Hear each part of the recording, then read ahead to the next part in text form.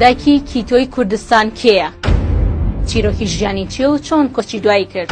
چیرۆکی هاوسەرگیریەکەی چۆنە و بۆچی لە خوێندن دادەبڕێت؟ ئەم کاتتان باش شاد و فەتاحم. لە یەک باسی ڕۆدا باسی جەمیلەتان بۆ دەکەم، دایکی دکتۆر مەزنی کیتۆ کە دوای توشبوونی بە نەخۆشی شێرپەنجە ئەمڕۆ گیانی لەدەستدا.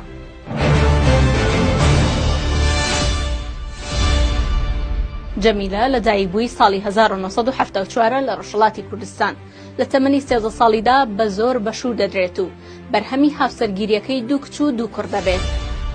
ئەو کاتەی هاوسەرگیری دەکات لە پۆلی یەکەمی ناوەندی دەبێت، بەڵام لە خوێندندا دەبڕێت و لە ساڵی 1999 دوای 12 ساڵ دابڕان تاقیکردنەوەی قۆناغی سێی ناوەندی بە دەرەکی دەکات و ساڵی دواتر قۆناغی 12 ئامادەیی بە کۆنمرە 75 دەبڕێت و دواتر لە بەشی زانستە سیاسیەکانی زانکۆی مووسڵ وەردەگیرێت تا ساڵی 2006 بڕوانامەی ماستەر لە زانکۆی لوبنانی فەڕەنسی لە بواری بەڕێوەبردن و بازرگانیدا بەدەستهێنێت.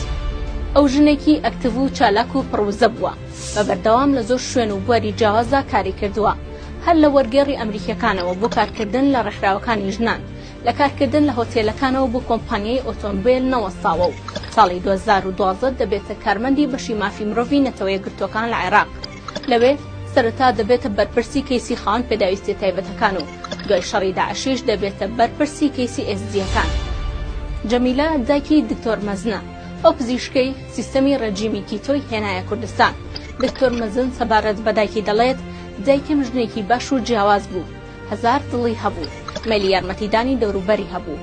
ئەگەر نەخۆشی بواری بدابا دایکم زۆر شتی دەکرد. ئەو توانایەکی سێری هەم لە زانین و هەم لە کرداردا هەبوو، هۆشمەندێکی زۆر باڵاش بوو. جەمیلە لە ساڵی 2017 نەخۆشی شێرپەنجەی تێدا دەستنیشان دەکرێت. ساڵی 2020 قەباغی سەری هەڵدەگیرێت. مانگینۆی ئەم ساڵ نەخۆشیەکە بە تەواوی پەکی دەخات و ئەمڕۆش کۆچی دوایی کرد.